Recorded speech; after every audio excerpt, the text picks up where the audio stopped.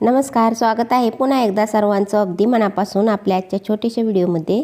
तर आज आपण ह्या 3 डाळी घेतलेल्या आहेत त्या ही हरभऱ्याची डाळ आहे जी आपण घरी केलेली, ह्याचा व्हिडिओ मी अपलोड केलेला होता शॉर्ट। आणि ही मटकीची डाळ आहे आणि ती पलीकडची मुगाची डाळ आहे। तर मी 1 किलो हरभऱ्याची घेतली, मुगाची पाव किलो आणि मटकीची पाव किलो घेतलेली, अशा 3 डाळी घेतलेल्या आहेत। आणि ह्याला मी स्वच्छ करून चांगल्या पुसून एकत्र करून उन्हाला थोडंसं वाळवून दळून आणणार आहे।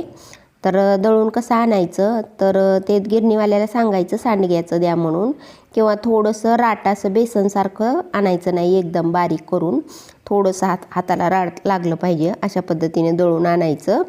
आणि आता ह्याला मी चाळून घेणार आहे।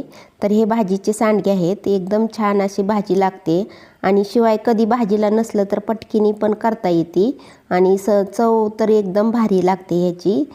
आणि आता इथं सगळं मी चाळून घेते आणि कोणी केलेले असतील हे त्यांना तर माहितीच आहे, आणि ज्यांनी केले नसतील ना त्यांनी थोड्या प्रमाणात करून बघू शकता। तर आता इथं मी लसूण घेतलेला आहे मुठभर, जिरी 2 चमचे घेतलेली आहे आणि ओवा घेतलेला आहे मी 1 चमचा छोटा।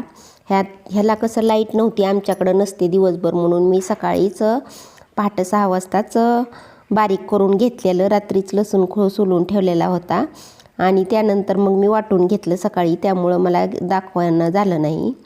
तर हळद घेतलेली आहे 1 चमचा आणि इथं लाल मिरची पावडर घेतलेली आहे जी तिखट आहे, रंग आहे अशी छान, अशी कलर पण छान येतो। 4 चमचे घेतलेले आहेत आणि चवीनुसार मीठ।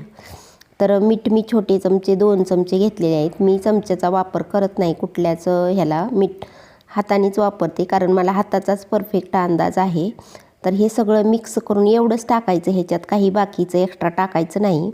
ह्याच्यात कोणी कोथिंबीर टाकतं, पण कोथिंबीरनं काय होतं, कोथिंबीर काळी पडते आणि त्या सांडग्याचा कलर बदलतो। थोडं थोडं पाणी करून मी आता ह्याला चांगलं मिक्स गोळा करून घेते। तर इथं ही 1.5 किलोचं पीठ झालेलं आहे। तर 1.5 किलो आपल्याला एकटीला होतं एवढं, जर तुम्हाला जास्त पाहिजे तर मग थोडंसं सोबत कोणतरी लागतं, त्यामुळं मग मी इथं जेवढं आपल्याला सोसवेल जेवढं होईल, कारण बाकीची पण आपल्याला भरपूर कामं असते दिवसभर, थोडंसंच आराम करायला भेटतं। तर चांगला गोळा मळून घेते मी ह्याचं काय गोळ्याला नाही भिजलं तरी चालतं। चांगला गोळा लगेच करायचा, गोळा तिंबायचा आणि लगेच करायचा, आपण बाकीचा आवरावरी करीस तर तेवढं थोडंसं भिजून द्यायचं। छान असा सलाम असा भाकरी आपण करतो ना त्या पद्धतीनं मळून घ्यायचा गोळा।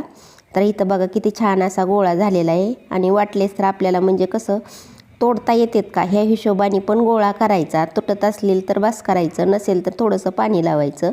तर आता इथं मी ती काही करतात ना लोक, म्हणून मी करते, मला पण ह्याचं रिझन माहीत नाही शेवटचं, म्हणजे कशामुळं करतात हे, आणि त्याची पूजा करतात कारण आपले पूर्वज करत होते, त्यामुळं मी आता इथं करून ठेवलेलं आहे। आता मी बाहेर अंगणात जाऊन तोडून दाखवते कसं तोडायचं। तर थोडासा पाण्यात हात घालायचा आणि थोडंसं जेवढं आपल्याला हातात बसल ना थोडंसं तेवढं घ्यायचं आणि अशा पद्धतीने तोडायचे। हे बारीकच तोडायचे, हे वाळल्यानंतर अजून बारीक होतात, पण भाजीत टाकलं की परत अजून फुगतात, म्हणून अशा पद्धतीने आपण जे बाजरीचे केलेले होते ना ते थोडेसे मोठे केले होते आणि हे थोडेसे छोटे। तर अशा पद्धतीनं सगळे करून घेते मी।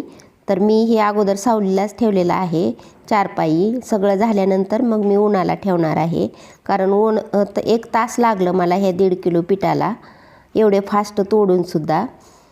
तर अशा पद्धतीनं आता मी सगळे तोडून घेते, तुम्हाला दाखवते पुढं। तर झालेले आहेत माझे, 1 तास लागला तोडायला एवढ्या सगळा। तर हे सगळं आता मी दिवसभर कडकडीत उन्हात असं ह्याला वाळू घालते आणि मग दिवस एक वाळलं तर ठीक आहे, नाहीतर परत दुसऱ्या दिवशी अजून 2-3 तास ठेवायचं, पण सध्या ऊन कडक आहे, लगेच वाळतं। तर अशा पद्धतीनं माझे झालेले आहेत सगळे सांडगे घालून। आता मी ह्याला उन्हात दाखवते तुम्हाला, वाळल्यानंतर ह्याचा कलर बदलतो, थोडासा अजून लाल होतो। तर आता हे झालेले आहेत, पण आपल्याला वर्षभर साठवायचे, म्हणून आपल्याला अजून एकदा थोडंसं उन्हात द्यावं लागेल। थोडासा कच्चापणा आहे, मॉइश्चर आहे थोडंसं पाण्याचं। तर किती छान असे झालेले आहेत। भाजी म्हणाल तर एकदम टेस्टी आहे, याची रेसिपी लवकरच येईल। तर व्हिडिओ आवडला तर लाईक करा आणि भेटू नवीन व्हिडिओ।